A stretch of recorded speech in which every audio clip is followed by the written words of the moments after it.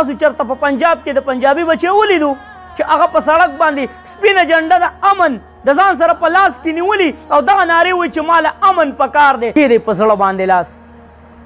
په زړه باندې لاس کېدی او تیره کوي کلمه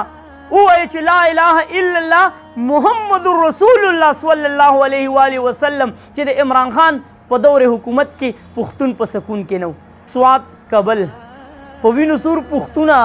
رنځور رنځور پښتونه ستا بېوسي وجاړم که ستا تقدیر پښتونه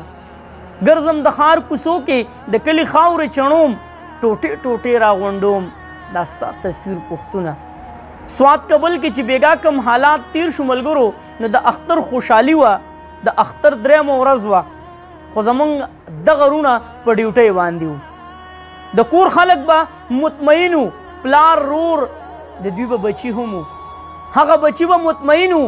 چې ځکه زمونږ دا بابا د دې اختر خوشحالۍ په موقع باندې زمونږ سره نشته خو په دې به مطمئن وو چې د دې قوم د دې ملک د حفاظت دپاره په ډیوټۍ باندې دی را بشي چې زما دغه رور هم په حفاظت کې نه دی نن به هغه کور باندې قیامت وي د هغه بچي په سترګو کې به په زرګونو سوالونه وي چې زما بابا د اختر دا خوشحالي د دې قرباني ورکړه د دې ملک دپاره خو زما بابا ته د هغه د قربانۍ بدل څه میلاو شو قیامت څومره بچي یتیمانان شو بیګا څومره زمونږ خویندې بیګا کونډې شوې څومره پلاران څومره میندې به نن په هغه ډډباډۍ باندې راغوړېږي او تپوس به کوي چې دا چا بچیه د چا نه دې تپوس وکړو ما ته خلک وایي ته عمران خان سپورټ کې نه مې عمران خان د تره زوی دی نه مې زرداري د تره زوی دی نه مې نواز شریف د تره زوی دی او نه د دې خلکو سره موږ څه ملاقات شوی دی چیرې ما لې څه مفادات راکړي دي خو که زه عمران خان سپورټ کوم د دې وجې سپورټ کوم چې پښتون پکې لږه ساه اخیستې وه پښتون ته پکې لږ امن میلاو شوی و کېدی په زړه باندې لاس په زړه باندې لاس کېدی او تیره کوي کلمه ووایي چې لا اله الا الله محمد رسول الله صلی الله علیه و وسلم چې د عمران خان په دور حکومت کې پښتون په سکون کې نه و تیره کوي کلمه ځه دغه چې کوم قیامت بیګا تیر شو نو د دې تپوس اوس د چا نه کوئ ما ته دا ووایئ ځه د چا نه د دې تپوس کوئ وبکئ تاسو تپوس وبکئ د دې پښتون د دغه وینې چې بیګا توی شوه او ارزانه وه د دې تپوس به وکئ سوال نه پیدا کېږي که تاسو تپوس وکئ او نه کولی شئ ځکه چې پښتون ټارګټ کېږي چېرته په پنجاب کې به هم د پنجابي بچې هم زموږ مسلمانان رونه دي د یو وجود حصه ده خو ګیلهمند یو چې ولې زما د پښتون بچې په سړکونو باندې منډې وهي او د امن چغې وهي چې ما له امن پکار دی تاسو چېرته په پنجاب کې د پنجابي بچې ولیدو چې هغه په سړک باندې سپینه جنډه د امن د ځان سره په لاس کې نیولي او دغه نارې وایي چې ما له امن پکار دی تاسو چېرته ولیدو نه به مو وی لیدلې نو هغه سړی ما له پکار دی تاسو ته مه ویل دا یو هم زموږ د تره زوی نه دی هغه سړی ما له پکار دی چې زما د پښتون پکې لږ امن وي پکې لږ خوشحاله وي هغه ته پکې څه سکون میلاویږي نور خو چې کم یو هم راځي نو هغه خپل کردار ادا کوي د ګرانۍ په شکل کې خو چې دا کم حالات جوړیږي نو دا د څه د وجې جوړیږي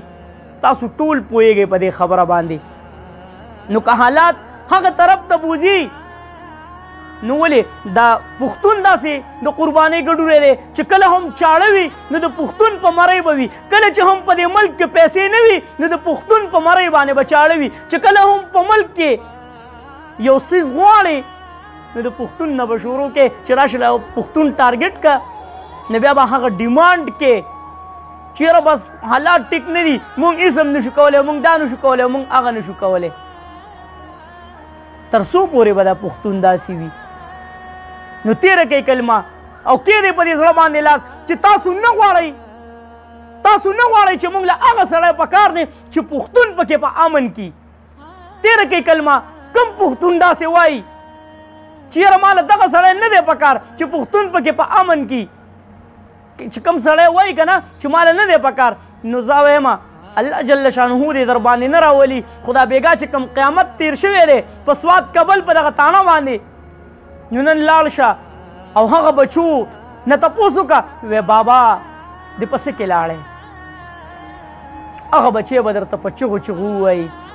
چې زما بابا په امن کې نه و ماله هغه سړی په کار دی چې زما بابا پکې په امن کې نو الله دې په تا باندې نه راولي خو که چېرې په تا باندې راغله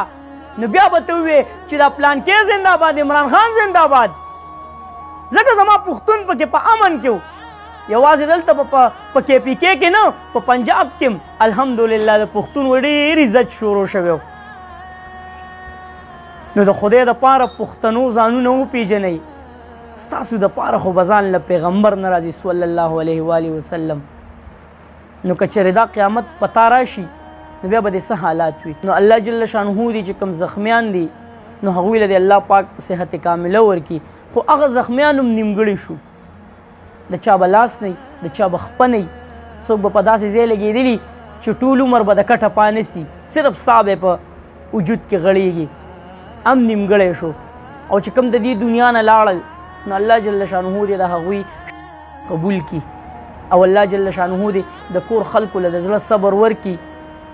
ګنې چې یو اختر وي او بل در باندې داسې آواز وشي نو هم دغه ورځ د قیامت وي که قیامت راځي او که نه خو په دغه خاندانونو باندې نن قیامت دی چرته مې الله مخاد آباد او خوشحاله ساته اخره کې یو واس پاکستان زنده‌باد مسلمان زنده‌باد تل دی وي آباد دی وي زموږ وطن پاکستان دی او مسلمان دی د لوی الله پام